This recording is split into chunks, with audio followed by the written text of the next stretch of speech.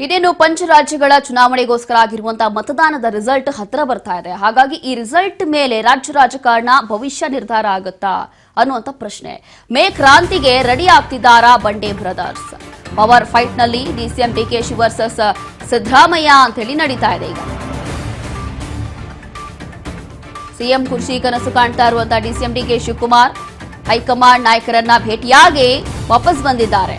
Travel shooter Mallikarjun Kharge ಜೊತೆ DCM DK Shivakumar 1.5 ಗಂಟೆ ಚರ್ಚೆ ಮಾಡಿದ್ದಾರೆ. ದಿಲ್ಲಿ ಟೂರ್ನಲ್ಲಿ ವರಿಷ್ಠರಿಗೆ ಡಿಕೆ ಬ್ರದರ್ಸ್ ಸಂದೇಶವನ್ನು ಕೂಡ ಕೊಟ್ಟು ಬಂದಿದ್ದಾರೆ. ಮೇ 10ರ ಒಳಗೆ ಅಧಿಕಾರ ಹಂಚಿಕೆ ತೀರ್ಮಾನಕ್ಕೆ ಪಟ್ಟು ಹಿಡಿದಿದ್ರಾ ಡಿಕೆ ಬ್ರದರ್ಸ್ ಅನ್ನುವಂತ ಪ್ರಶ್ನೆ. ಹುಟ್ಟುಹಬ್ಬದ ಗಿಫ್ಟ್ ಡಿಸಿಎಂ ಡಿಕೆ ಶಿವಕುಮಾರ್ ಅವರ ಹುಟ್ಟುಹಬ್ಬ ಬರ್ತಾ ಇದೆ. ಹಾಗಾಗಿ ಹೈಕಮಾಂಡ್ ನಿಂದ ಅವರ ಹುಟ್ಟುಹಬ್ಬಕ್ಕೆ ಭರ್ಜರಿಯಾದಂತಹ ಗಿಫ್ಟ್ ಸಿಗುತ್ತಾ, ಗಿಫ್ಟ್ ಅಲ್ಲಿ ಸಿಎಂ ಪಟ್ಟ ಸಿಗುತ್ತಾ ಅನ್ನೋ ಚರ್ಚೆ ಆಗ್ತಾ ಇದೆ. ಈಗ ಇದೇ ನಿರೀಕ್ಷೆಯಲ್ಲಿದ್ದಾರೆ ಡಿಸಿಎಂ ಡಿಕೆಶಿ. ಮೇ 15ಕ್ಕೆ ಹುಟ್ಟುಹಬ್ಬವನ್ನು ಆಚರಿಸಿಕೊಳ್ತಾ ಇದ್ದಾರೆ ಡಿಕೆ ಶಿವಕುಮಾರ್. ಶೀಘ್ರವೇ ಸಿಹಿ ಸುದ್ದಿ ಸಿಗಲಿದೆ ಅಂತ ಈಗ ಡಿಸಿಎಂ ಆಪ್ತರು ಕೂಡ ಹೇಳ್ತಾ ಇದ್ದಾರೆ. ಹೇಗೆ ಸದ್ಯಕ್ಕೆ ರಾಜ್ಯ ರಾಜಕಾರಣದಲ್ಲಿ ನಡೀತಾ ಇರುವಂತ ಈ ಒಂದು ಬೆಳವಣಿಗೆ ಕಾರಣ ಏನು ಅಂತಂದ್ರೆ, ಈಗ 3-4 ದಿನ ದೆಹಲಿಯಲ್ಲೇ ಏನು ಇದ್ದು ಬಂದಿದ್ದಾರೆ ಡಿಕೆ ಬ್ರದರ್ಸು. ಡಿಸಿಎಂ ಡಿಕೆ ಶಿವಕುಮಾರ್ ಇರ್ಬೋದು, ಸಂಸದ ಡಿಕೆ ಸುರೇಶ್ ಇರ್ಬೋದು, ಇಬ್ರು ಕೂಡ ಹೋಗಿ ಹೈಕಮಾಂಡ್ ನಾಯಕರ ಜೊತೆ ಅಂತಂದ್ರೆ ಎಐಸಿಸಿ ಅಧ್ಯಕ್ಷರ ಜೊತೆ ಹಾಗೆ ಕೆಸಿ ವೇಣುಗೋಪಾಲ್ ಜೊತೆ 1.5 ಗಂಟೆ ಚರ್ಚೆ ಮಾಡಿ ಬಂದಿದ್ದಾರೆ. ಈ ಸಂದರ್ಭದಲ್ಲಿ ರಾಹುಲ್ ಗಾಂಧಿ ಮತ್ತೆ ಸೋನಿಯಾ ಗಾಂಧಿ ಅವರನ್ನು ಕೂಡ ಭೇಟಿಯಾಗಕ್ಕೆ ಬಹಳಷ್ಟು ಪ್ರಯತ್ನ ಪಟ್ಟರು, ಸರ್ಕಸ್ ಮಾಡಿದ್ರು, ಆದ್ರೆ ಅವರು ಟೈಮ್ ಕೊಡ್ಲಿಲ್ಲ. ಹಾಗಾಗಿ ಈಗ ವಾಪಸ್ ಅವರು ಬೆಂಗಳೂರಿಗೆ ವಾಪಸ್ ಬಂದಿದ್ದಾರೆ.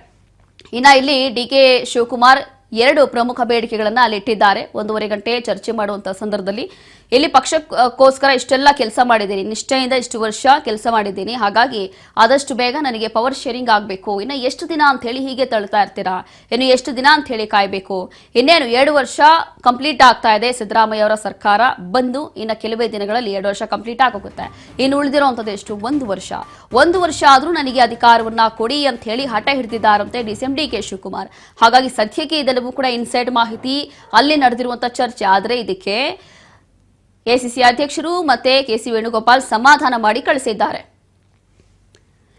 ಮತ್ತಷ್ಟು ಮಾಹಿತಿಯನ್ನ ಕೊಡ್ತಾರೆ ನಮ್ಮ ಪ್ರತಿನಿಧಿ ಬಸವರಾಜ್ ಹೋಗಾರ್. ಬಸವರಾಜ್, ಇಲ್ಲಿ ಮತ್ತೊಮ್ಮೆ ವಾಪಸ್ ಬಂದಿದ್ದಾರೆ ಡಿಸಿಎಂ ಡಿಕೆ ಶಿವಕುಮಾರ್ ಮತ್ತೆ ಡಿಕೆ ಸುರೇಶ್ ಅವರು. ಆದ್ರೂ ಕೂಡ ಇಲ್ಲಿ ಇವ್ರು ಏನ್ ಹೇಳ್ತಾರೆ ಅನ್ನೋದು ಮುಖ್ಯ ಅಲ್ಲ, ಅವರು ಹೈಕಮಾಂಡ್ ನಾಯಕರು ಏನ್ ಹೇಳ್ತಾರೆ ಅನ್ನೋದು ಮುಖ್ಯ. ಸದ್ಯಕ್ಕೆ ಸಮಾಧಾನ ಮಾಡಿ ಕಳಿಸಿದಾರಂತೆ. ಹೌದು, ಸ್ವಲ್ಪ ಪೇಷನ್ಸ್ ಆಗಿರಿ, ಇಷ್ಟೊಂದು ಅವಸರ ಬೇಡ ಅಂತ ಹೇಳಿದಾರಂತೆ. ನಿಜಾನ ಇದು? ಏನಾಗ್ಬೋದು ಮುಂದೆ?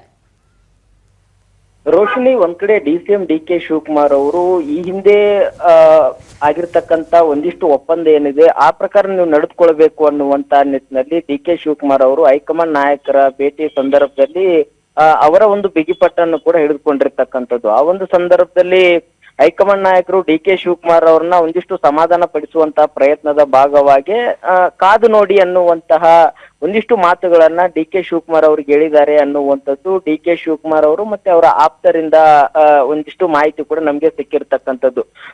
ಪ್ರಮುಖವಾಗಿ ಈಗ ಕ್ಯಾಬಿನೆಟ್ ಒಂದು ಪುನಃ ರಚನೆ ಆಗ್ಬೇಕು ಅಥವಾ ನಾಯಕತ್ವ ಬದಲಾವಣೆ ವಿಚಾರಕ್ಕೆ ಸಂಬಂಧಪಟ್ಟಂತೆ ಒಂದು ಕ್ಲಾರಿಟಿ ಕೊಡಬೇಕು ಅನ್ನುವಂತ ಹಂತದಲ್ಲಿ 2 ಪ್ರಶ್ನೆಗಳು ಕೂಡ ಕಾಂಗ್ರೆಸ್ ಸರ್ಕಾರದಲ್ಲಿ ಕೂಡ ಇರ್ತಕ್ಕಂಥದ್ದು. ಮೊದಲವಾಗಿ ಡಿಕೆ ಶಿವಕುಮಾರ್ ಅವರು ಈ ನಾಯಕತ್ವ ಬದಲಾವಣೆ ವಿಚಾರಕ್ಕೆ ಸಂಬಂಧಪಟ್ಟಂತೆ ಏನ್ ಈ ಹಿಂದೆ ಒಂದ್ ಕಡೆ ಸಿಎಂ ಆಯ್ಕೆ ಆಗುವಂತ ಸಂದರ್ಭದಲ್ಲಿ ಒಂದಿಷ್ಟು ಒಂದು ಚರ್ಚೆ ಆಗಿದೆ, ಮಾತುಕತೆ ಆಗಿದೆ ಅನ್ನುವಂಥದ್ದು ಡಿಕೆ ಶಿವಕುಮಾರ್ ಅವರು ಕೂಡ ಹೇಳುವಂಥದ್ದು. ಆ ಪ್ರಕಾರವಾಗಿ ಹೈಕಮಾಂಡ್ ನಾಯಕರ ಬಳಿ ಹಲವು ಬಾರಿ ಕೂಡ ಭೇಟಿ ಮಾಡಿ ಅವರ ಒಂದು ಮಾತುಕತೆ ಏನಾಗಿದೆ, ಅವರ ಒಂದು ಪಕ್ಷದಲ್ಲಿ ಆಗಿರ್ತಕ್ಕಂಥ ಕೆಲವಷ್ಟು ಬೆಳವಣಿಗೆ ವಿಚಾರಕ್ಕೆ ಸಂಬಂಧಪಟ್ಟಂತೆ ಕೂಡ ಹೈಕಮಾಂಡ್ ನಾಯಕರ ಬಳಿ ಚರ್ಚೆ ಕೂಡ ಡಿಕೆ ಶಿವಕುಮಾರ್ ಅವರು ಕೂಡ ಮಾಡಿರ್ತಕ್ಕಂಥದ್ದು. ಆದ್ರೆ ಹೈಕಮಾಂಡ್ ನಾಯಕರು ಡಿಕೆ ಶಿವಕುಮಾರ್ ಅವರಿಗೂ ಕೂಡ ಯಾವುದೇ ಅವರ ಒಂದು ಬಿಗಿಪಟ್ಟಿಗೂ ಕೂಡ ನಿರಾಕರಣೆ ಮಾಡಿಲ್ಲ. ಆದ್ರೆ ಕೆಲವೊಂದಿಷ್ಟು ಒಂದು ನಿರ್ಧಾರವನ್ನ ತೆಗೆದುಕೊಳ್ಳುವಂತ ನಿಟ್ಟಿನಲ್ಲಿ ಕೂಡ ಹೈಕಮಾಂಡ್ ನಾಯಕರು ಎಲ್ಲೋ ಒಂದ್ ಕಡೆ ಹಿಂದೇಟ್ ಆಗ್ತಾ ಇದ್ದಾರೆ ಅನ್ನುವಂತ ಮಾಹಿತಿ ಕೂಡ ಸಿಗ್ತಾ ಇದೆ. ಆದ್ರೆ ಈಗ ದೆಹಲಿಗೆ ಹೋಗಿ ಬಂದಿರತಕ್ಕಂತ ಡಿಕೆ ಶಿವಕುಮಾರ್ ಅವರು ಆ ಸಂದರ್ಭದಲ್ಲಿ ಹೈಕಮಾಂಡ್ ನಾಯಕರು ಕೆಲವಷ್ಟು ಹೆಚ್ಚು ಒಂದಿಷ್ಟು ಇಲ್ಲ, ನೀವು ಒಂದಿಷ್ಟು ಒಪ್ಪಂದ ಆದಂತೆ ಒಂದಿಷ್ಟು ವಿಚಾರಗಳನ್ನ ನಾವು ಚರ್ಚೆ ಮಾಡ್ತೇವೆ, ಒಂದಿಷ್ಟು ಕಾದ್ ನೋಡಿ ಅನ್ನುವಂತ ನಿಟ್ಟಿನಲ್ಲಿ ಕೂಡ ಡಿಕೆ ಶಿವಕುಮಾರ್ ಅವರಿಗೆ ಒಂದು ವಿಶ್ವಾಸದ ಮಾತುಗಳನ್ನು ಕೂಡ ಹೈಕಮಾಂಡ್ ನಾಯಕರು ಆಡಿದ್ದಾರೆ. ಹಾಗಾಗಿ ಡಿಕೆ ಶಿವಕುಮಾರ್ ಅವರು ಸಹಿತ ದೆಹಲಿಯ ಭೇಟಿಯ ನಂತರದಲ್ಲಿ ಒಂದಿಷ್ಟು ಬದಲಾವಣೆ ಆಗಬಹುದು, ಅದೆಲ್ಲವೂ ಕೂಡ ಪಕ್ಷದ ಮೇಲೆ ನನಗೆ ವಿಶ್ವಾಸ ಇದೆ ಅನ್ನುವಂತ ರೀತಿಯಲ್ಲಿ ಕೂಡ ಭರವಸೆ ಮಾತುಗಳನ್ನು ಕೂಡ ಡಿಕೆ ಶಿವಕುಮಾರ್ ಅವರು ಆಡಿರ್ತಕ್ಕಂಥದ್ದು. ಅದರಂತೆ ಅವರ ಆಪ್ತ ಬಣದಲ್ಲಿ ಇರ್ತಕ್ಕಂತ ಶಾಸಕರು ಸಹಿತ ಒಂದಿಷ್ಟು ಬದಲಾವಣೆ ಆಗಬಹುದು ಅನ್ನುವಂತ ನಿಟ್ಟಿನಲ್ಲಿ ಆ ವಿಶ್ವಾಸ ಇದೆ. ಯಾಕಂತಂದ್ರೆ ಡಿ ಕೆ ಶಿವಕುಮಾರ್ ಅವರು ಪಕ್ಷಕ್ಕಾಗಿ ಹಲವು ಬಾರಿ ಪಕ್ಷ ಸಂಘಟನೆಗಾಗಿ ದುಡಿದಿದ್ದಾರೆ.